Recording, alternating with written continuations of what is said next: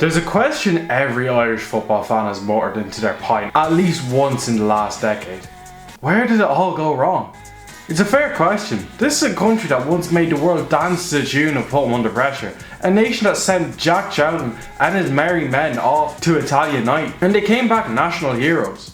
A country where lads like Robbie Keane, Damien Duff and Robbie Keane turned up in green shirts and made giants tremble. But now, we're talking about moral victories against Luxembourg. We're excited by 1-0 losses to Portugal because at least we kept it tight. So what happened? How did a country that once sang "We're all part of Jackie's army" end up with a national side that feels, well, like it's playing a Sunday league? This is the story of Ireland's football decline.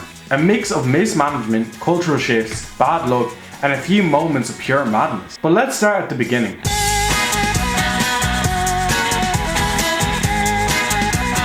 Football came to Ireland with the British Army in the 19th century, but even as the game grew in popularity, the national side never made much impact. Internal politics didn't help. The partition of Ireland created two associations, the IFA of Northern Ireland and the FAI, which was the Republic of Ireland, both claiming to be the true governing body. Players could and did play for both teams. By the 1950s and 60s, Ireland had the occasional star, like Johnny Giles and Liam Brady, but no real structure. Coaching? Primitive. Facilities? Barely above Sunday League. The 1980s had moments of promise. Owen Hand's side came agonisingly close to qualifying for the 1982 World Cup, but fell short. Talents like Frank Stapleton and Mark Lawrenson played for top English clubs, but Ireland couldn't build a cohesive team.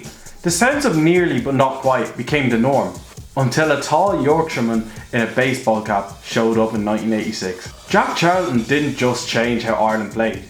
He changed how Ireland felt about football. His philosophy was pragmatic: press the opposition's high, force mistakes, get it forward early, and fight for everything. It wasn't sophisticated, but it suited Ireland's players and mentality. Under Big Jack, we had Euro 88, the first ever tournament we played in. We beat England 1-0 in Stuttgart. Italian night, we were quarter-finalists, ranked within the top 10 of the world. Packy Bonner's save and O'Leary's penalty are etched in Irish football history. And then USA 94, where we beat Italy 1-0 and made the knockout stages again. For a decade, Ireland wasn't just competing, they were feared. Dublin's streets filled with celebrating fans, Put 'em Under Pressure blared from radios. Football became the national obsession. By 1995, Charlton's magic faded. Teams learned to bypass his press. Younger generations wanted more than hoofball. When Ireland failed to qualify for Euro 96, Charlton resigned. His legacy?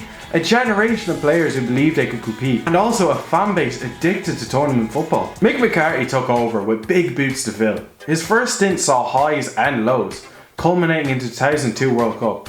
But what should have been a celebration became the Saipan soap opera. Robbie Keane, the captain and heartbeat of this team, was disgusted by the FAI's lack of professionalism, substandard training, pitches were poor and so were facilities, and not to mention the chaotic travel plans. He vented in an interview, then clashed spectacularly with McCarthy. The saying, "Mick, you're a liar, you're a fucking wanker," became as famous as any goal.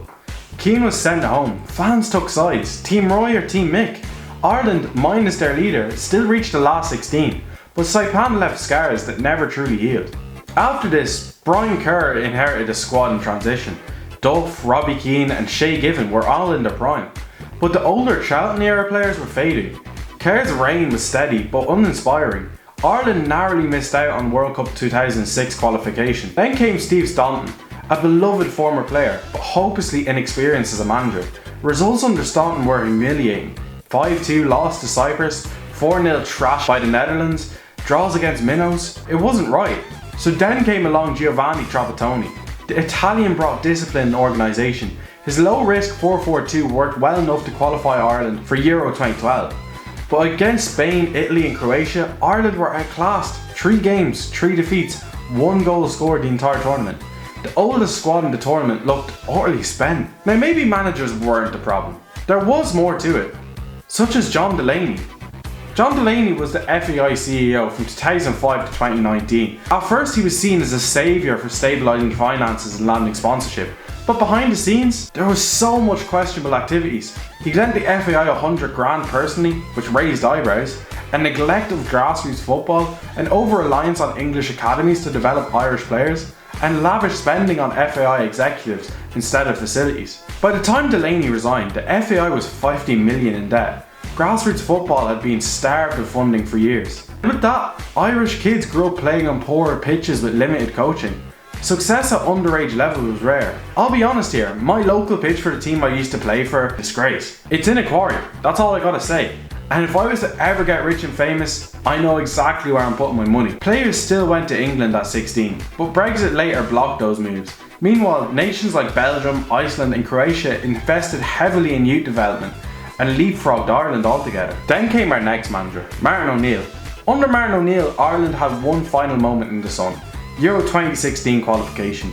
Robbie Brady's dramatic header against Italy, the streets of Paris turned green as fans partied with locals, but all it was doing was papering over the cracks. After O'Neill's reign, Stephen Kenny promised a footballing revolution. Possession, youth and attacking flair. The results? Mixed. Some exciting young players did emerge, don't get me wrong, such as Gavin Bazunu, Nathan Collins, Evan Ferguson, but results didn't follow. The humiliating 1-0 home loss to Luxembourg summed up the struggle. The FAI stuck with Kenny longer than expected, but sacked him after failing to qualify for Euro 2024. Now we have Iceland's Heimir Hallgrímsson. He's seen as a pragmatist who gets the best from limited squads. But the real hope lies in our squad, such as Kelleher, Ferguson and Scales. To get back, Ireland needs investment in grassroots and coaching, such as Iceland's one UEFA A coach per 500 people model, a stronger League of Ireland to nurture talent domestically, and then obviously proper FAI governance, no more Delaney style debacles, and also the patience to let young players and managers grow. Evan Ferguson, Gavin Bazunu, Nathan Collins. A League of Ireland that's improving, slowly but surely. New FAI leadership focused on reform. It won't be quick, but if Iceland can reach a World Cup, why not Ireland? The fall of Irish football was inevitable. It was a result of decades of mismanagement, underinvestment and missed chances. But football always has a way of surprising us. Ireland's golden era gave us moments that we'll never forget. Houghton in Stuttgart, O'Leary in Genoa, Brady in Lille. The road back is long, but the heart of Irish football still beats strong. Because no matter how bad it gets, we'll still turn up, we'll still sing, and we'll still believe. But yeah, that's my thoughts on the whole thing. Let me know what your thoughts are, if there's anything I missed in the comments.